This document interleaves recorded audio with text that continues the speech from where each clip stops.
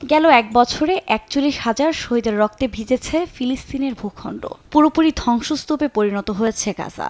আকাশ, জল ও স্থল কোনো পথেই হামলা চালাতে বাকি রাখেনি বর্বর বাহিনী। আর নিরীহ এসব ফিলিস্তিনিদের রক্ত নিতে প্রথম থেকেই ইসরায়েলকে নগ্ন সমর্থন দিচ্ছে পশ্চিমারা। কেবল মুখে মুখে নয়, গাজায় চলমান সামরিক কর্মকাণ্ড এগিয়ে নিতে ও আকাশ প্রতিরক্ষা ব্যবস্থা আরও উন্নত করতে ইসরায়েলকে সামরিক সহায়তা দিয়েছে মিত্র দেশগুলো। তবে ৭ অক্টোবরের পর ইসরায়েলকে সামরিক ক্ষেত্রে সহায়তার আগের সব রেকর্ড ভেঙেছে যুক্তরাষ্ট্র।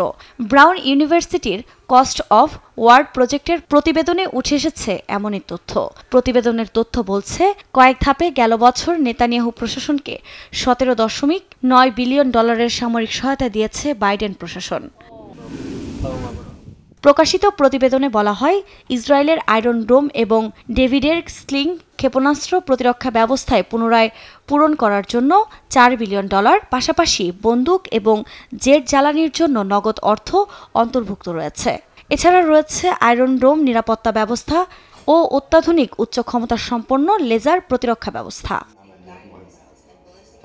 এডেন উপসাগরের শত্রুদের প্রতিহত করতেও দেওয়া হয়েছে সহায়তা। যদিও দীর্ঘ সময়ের এ যুদ্ধে ইদানিংকালে অনেক পশ্চিমা দেশই ইসরায়েলকে অস্ত্র বন্ধের আহ্বান জানিয়ে আসছে, তবে যুক্তরাষ্ট্র নিজেদের অবস্থানে অটল রয়েছে। আফরিন মৌ, নিউজ ডেস্ক, দেশ টিভি।